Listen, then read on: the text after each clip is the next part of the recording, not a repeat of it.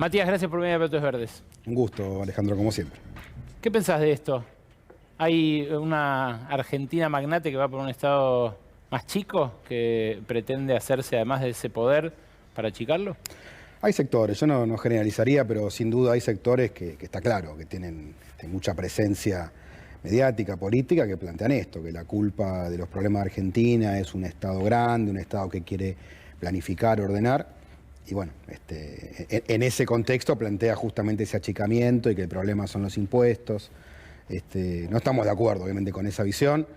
Siempre hay temas para revisar en materia impositiva, hay distorsiones, hay problemas, pero coincido realmente que en Argentina, primero, lo que se cobra en general en términos del producto es algo razonable. Argentina estaba en el puesto 66, si no me equivoco, en presión tributaria efectiva. Lo que pasa también es que sabemos que hay un sector de economía que es informal. Entonces hay los que pagan todos los impuestos, por ahí sienten que la presión es importante, pero hay un montón de sectores que pagan una parte de lo que deberían pagar. Ayer el ministro Guzmán habló de este proyecto de la renta inesperada. ¿Por qué no hay un proyecto? ¿Por qué no está escrito? Bueno, la verdad que es un tema que está manejando el ministro Guzmán, el Ministerio de Economía, efectivamente, así que bueno, seguramente los próximos días terminarán de escribirlo y lo darán a conocer. ¿Le ves chances de ser aprobado? Bueno, si me baso en lo que dijo la oposición, parecería que no, porque la oposición ha tomado una posición, yo digo, dogmática, ¿no? Porque uno puede decir, bueno, miren, yo quiero ser cuidadoso con los impuestos, quiero revisar el impacto productivo, es una posición que uno la puede tomar como válida. Ahora decir, de ninguna manera, en ninguna circunstancia vamos a tocar ningún impuesto, es una posición dogmática que la verdad que no nos parece para nada constructiva y por supuesto no la compartimos. Ayer, por ejemplo, entrevisté a Gerardo Milman, me dijo, no conocemos el texto, pero ya sabemos que es inconstitucional. Bueno, ahí está, es dogmatismo puro. Ahí tenés una prueba más que clara de lo que acabo de decir. Hay después un anuncio que sí es concreto, que es este pago de 18.000 pesos en 2 cuotas. ¿Alcanza?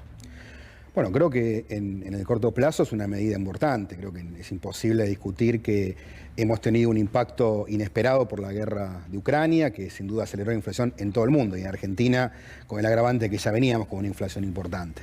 Entonces, está claro, en el sector formal de los trabajadores se han reabierto las paritarias, con lo cual ya hay un montón de convenios que tienen previsto incrementos que van a efectivamente superar esta suba de la inflación. Hay otras que están renegociando para evitar justamente que haya trabajadores que pierdan contra la inflación en estos meses tan complicados. Bueno, lo que nos faltaba resolver era qué pasa con los informales. Por eso creo que esta medida de los bonos sin duda alcanza para compensar este efecto inesperado de la suba de inflación por la guerra de Ucrania. ¿Y de acá en adelante cómo se compensa? Bueno, habrá que ver justamente cómo evoluciona. Está claro que tenemos un fenómeno inesperado que veremos cómo se desenvuelve. Es decir, nadie sabe hoy si la guerra va a ser larga, si los efectos van a ser duraderos, así que bueno, habrá que monitorearlo mes a mes en los próximos meses. Este libro que me invitaste a presentar cuando lo escribiste, y estoy agradecido. En 2016, ¿cierto? 2016.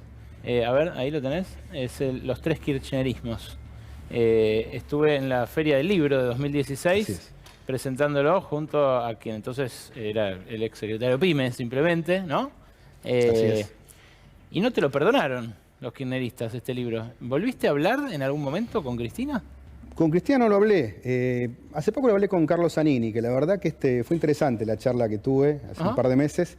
Y él me dijo que lo leyó y que le llamó la atención porque se lo habían presentado como un libro lleno de críticas durísimas, y me dijo, la verdad que lo leí y no encontré las críticas. Pero con la vicepresidenta no hablaste en ningún momento desde que sos ministro. He hablado, pero no de este tema. Ah, ¿has hablado? He hablado en alguna oportunidad, sí. ¿Una vez? Una vez. Sí. Bien. Bueno, de las internas se está hablando un montón. El ministro Guzmán la semana pasada acá con el Gato Silvestre dijo, parte de la inflación se deriva de las internas. ¿Coincidís? Puede ser que haya un componente de incertidumbre política, ¿no? Eso hay que tenerlo en cuenta. Pero bueno, claramente vamos a tener claridad respecto a que hay un componente enorme de inflación vinculado al tema internacional. Lo dijiste recién, y yo creo que hay 10, 12 puntos ahí que se explican por el fenómeno internacional. Y lo que va a haber que no es nuevo, digo, porque tengamos en cuenta que el problema de la suba de precios de los commodities empezó a fines del 2020. El año pasado ya tuvimos una suba importante que se debió a este aumento de precios internacionales. ¿Tenés miedo por la inflación de abril también? Bueno, claramente esperamos que sea menor, las perspectivas es que sea menor, pero todavía en un nivel alto. ¿Un nivel alto qué quiere decir? ¿Arriba del 4? Es probable, es probable. Fuerte. Bueno, digo, son impactos, bueno, que digamos, cuando hay un shock tan fuerte, tarda un tiempito en reducirse. Pero hay que esperar, vamos a ver cómo bueno, las próximas semanas. Precisamente de la interna está hablando ahora también el mundo político, no sé si te llegó la información, pero se acaba de dividir el bloque oficialista en el Senado. Lo reportan en este momento cronistas parlamentarios de todos los medios. Van a ser dos bloques, al parecer tiene que ver con la intención de no perder lugar en el Consejo de la Magistratura, que ahora va a cambiar su conformación. Hay un bloque que lidera José Mayans, otro bloque que va a liderar Juliana Di Tulio, uno de 20 senadores, otro de 13. ¿Tenías noticia de algo de esto? Vi algo recién, pero bueno, no voy a opinar porque me acabo de enterar igual que vos, así que ya lo veremos. Sí, no, pero es algo que la gente obviamente tiene que saber en este contexto. Ahora, a ver, en ese contexto, con esa inflación, con esta crisis, con esta situación también con el Fondo Monetario, ¿por qué no hay más reuniones de gabinete económico, por ejemplo? No, el trabajo es cotidiano, por más que no haya una reunión formalizada. Ahora está el ministro Guzmán de viaje en Estados esta Unidos, semana. Pero viste que antes había. Sí, pero sigue habiendo. Por ahí lo que pasaba antes es que terminada la reunión y había una pequeña rueda de prensa, por ahí nos reunimos y bueno, no necesariamente se produce con el mismo formato, pero sigue habiendo reuniones y diálogos cotidianos. ¿Seguro? ¿De todos? Absolutamente. Porque a mí seguro. Lo que me dicen es que no, que algunos no hablan, entre ustedes, entonces sí. No es cierto, no es cierto. La relación en el gabinete económico con el ministro Guzmán, con Moroni, con Marco del Pont, es una muy buena relación, con Miguel Pérez, con todos. Es cotidiana.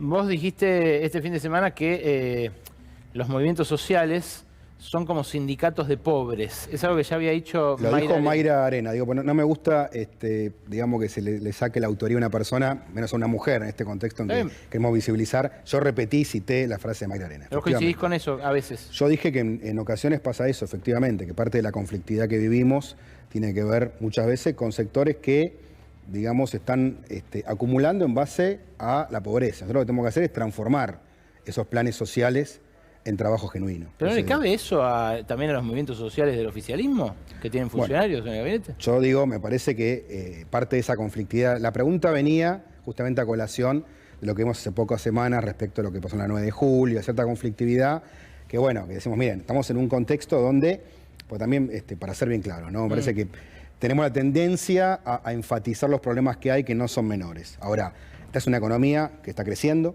Creció el año pasado 10,3 y enero, primera marca del año, 5,4. No es poco lo que está pasando a nivel crecimiento. Está creando empleo, 900.000 empleos nuevos el último año.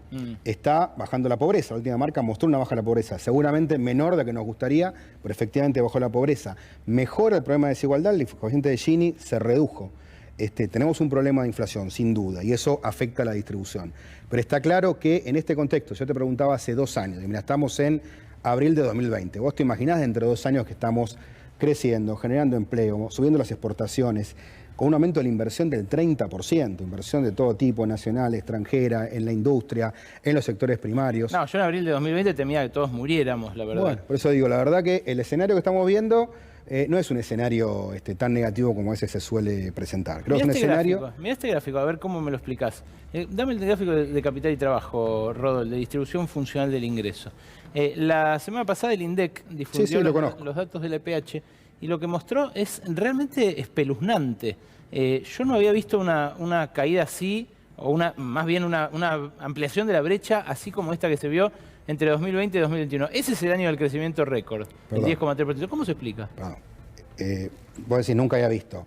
Digo, pues hace unos días vi algún reportaje o una nota periodística que decía la peor distribución de la historia, de ninguna manera. De ninguna manera. No, en los 90 la peor. La distribución esta es aproximadamente parecida a la que había en el año 2008, 2009.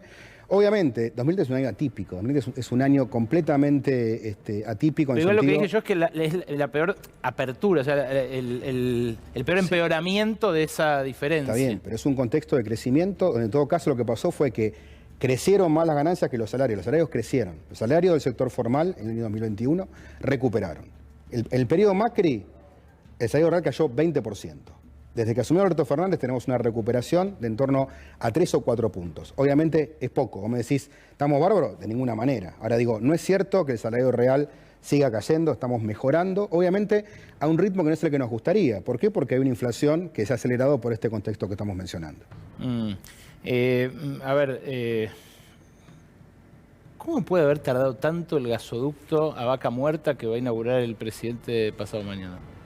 Bueno, creo que está claro que hubo una pandemia, un montón de fenómenos que lo retrasaron, pero sin duda es un hecho sumamente importante, es una obra que esperamos que se pueda realizar en poco tiempo, en 12, 14, 16 meses, y creo que va a ser el principio de una solución al problema de Argentina. Argentina hoy está en récord de producción de vaca muerta.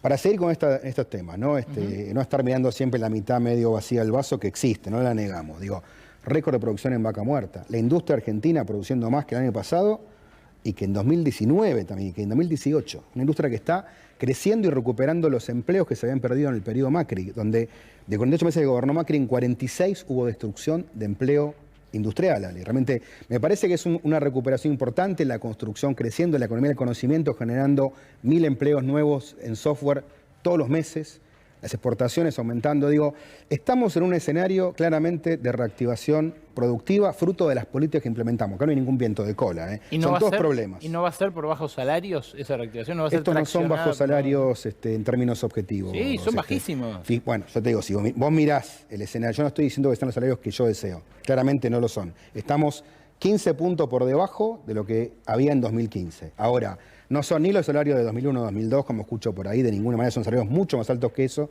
Y la experiencia lamentablemente nos muestra que las crisis tienen un efecto mucho más destructivo que la velocidad de la recuperación. Esa es la enseñanza que tenemos que terminar de internalizar. Tenemos que evitar a futuro crisis, por eso es clave, cuando hablamos de equilibrio macroeconómico a nivel fiscal, externo, monetario, no es un capricho que algunos dicen ortodoxo. Tiene que ver justamente con evitar a futuro las crisis y que podamos crecer sostenidamente. Porque cuando tenemos recesiones como la que ocurrió en 2018, 2019 y el efecto pandemia, ahí es tan fuerte el impacto negativo que después lleva tiempo a recuperarlo. Y esto lo muestra la historia. El acuerdo con el fondo lo que dice es que tanto el año que viene como el otro y el otro van a crecer las exportaciones y la inversión más que el PBI y el consumo menos.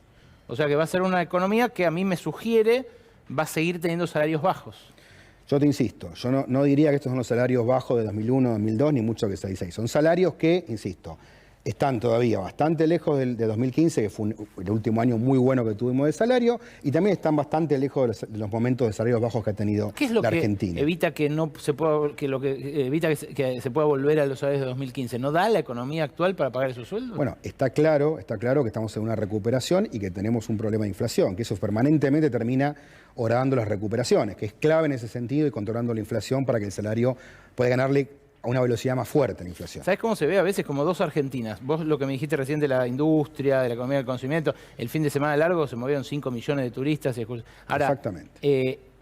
Esa es una Argentina y otra Argentina es la que necesita estos 18.000 pesos para comer. Pero Ale, esa Argentina que tracciona lo que hace es generar empleos y volver a incluir a mucha gente que había quedado excluida del mercado laboral. Pero no pasa, porque se amplía la brecha. Se amplía la brecha. No, pero a ver, yo te vuelvo a decir, porque a veces escucha y dice, esta reactivación no le llega a la gente. ¿Cómo no le va a llegar a los 900.000 personas que estaban desocupadas y hoy tienen un empleo? ¿Cómo no le va a llegar a la gente que estaba con un plan social y hoy está trabajando y muchos otros trabajando en un empleo formal en una fábrica? Yo te digo, preguntémosle a esa gente lo que te dice que está realmente mucho mejor. Al jubilado que tuvo reactivación de su salario, de su haber, del 12% en el primer trimestre y aumento de los precios del 16%. Que tiene medicamentos gratis, que no tenía antes. Digo, veamos todo el conjunto. Hay una política social, digamos, que claramente se ha vuelto a poner en valor y que compensa fuertemente el abandono en el que nos había dejado el gobierno de Macri. Hay algo sobre lo cual vos insistís mucho siempre, que es que no se puede gastar lo que gastamos en subsidios. Hay una comparación que hizo otro economista, que quiero citar y darle el crédito, que muestra justamente la brecha entre lo que se gasta en subsidios y lo que se gasta tanto en asignación por hijo, como en la tarjeta alimentar, en el potencial trabajo, todo lo que se llama gasto social, es inversión social para mí, pero bueno, lo rojo es el subsidio de la energía y lo amarillo es el gasto social. El año pasado, con el aumento de los subsidios, llegó a superar todo el gasto social junto. ¿Vos decís que este año eso se revierte o que este año los subsidios van a volver a subir por encima? No, esperamos justamente que con la política de segmentación de tarifas y subsidios podamos revertir esto. Vos sabés, soy un crítico de este esquema de subsidios, porque son subsidios pero ricos, son subsidios que terminan beneficiando a los sectores de mayores ingresos de la población y justamente muy concentrados en el AMBA, donde vive justamente la población más rica de la Argentina. Es Sebastián Beliciesco, el economista que hizo esta comparación, fue funcionario del gobierno entero, del gobierno de Macri. ¿Y eso para vos necesita un aumento de tarifas a la par de la inflación este año para que no vuelva a pasar esto que considerás injusto? Lo que está claro es lo que se ha definido como política macroeconómica, que es tener un aumento segmentado, es decir, los sectores de altos ingresos que paguen la tarifa completa, que me parece lo lógico. Tengamos en cuenta que, a ver, aún con los tarifazos de Aranguren en el periodo Macri, aún así tampoco se habían eliminado los subsidios. Vos decías, la gente que vivía en Puerto Madero tenía por ahí un subsidio muy bajo, pero seguía subsidiada la tarifa de electricidad. Es un disparate, es un absurdo, creo que hay que eliminarlo por completo. La persona que tiene recursos que pague la tarifa completa. Y después están las dos definiciones, que es la población de tarifa social, donde la tarifa está en torno al 40% de la suba del salario, y los ingresos medios que suben en torno al 60-80% de la suba del salario. El presidente piensa todo esto también, ¿no? Sí, por supuesto. ¿Y por qué va a ir al acto pasado mañana con todos los funcionarios que le impidieron hacer este aumento en estos 2 años y medio que gobernó? Bueno, lo que se va a hacer es trabajar en el anuncio de Vaca Muerta, es otra cosa. Con ellos el resto de la gestión no va a ser.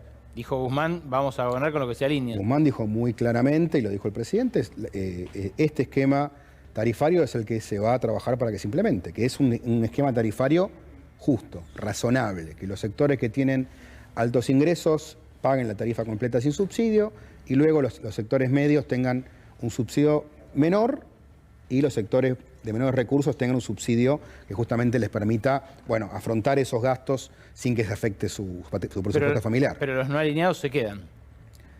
Eso lo define el presidente, no es un tema que me competa a mí mencionar. Gracias, Culfas, por venir. No, por favor, un gusto. A ustedes los espero y las espero el martes que viene, a las 23.